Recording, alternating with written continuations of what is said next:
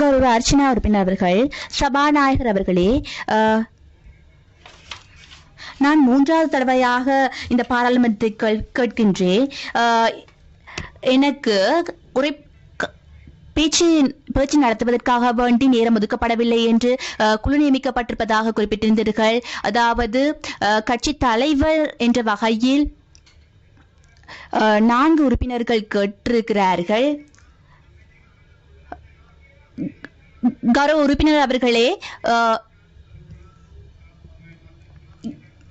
கௌரவ சட்டத்தரணி சித்ரால் பெர்னாந்து நீதி மற்றும் தேசிய ஒருமைப்பாட்டு அமைச்சரை கேட்பதற்கு கௌரவ சபாநாயகர் அவர்களே,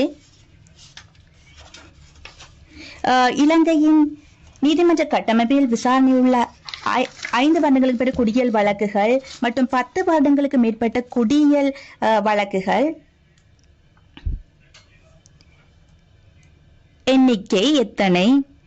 வழக்கு விசாரணைகள் நிறைவு செய்வதில் ஏற்படுகின்ற தாமதத்தை தவிர்ப்பதற்காக மேற்கொள்ளப்படும் நடவடிக்கைகள் யாவை என்பதையும் குறிப்பிடுக.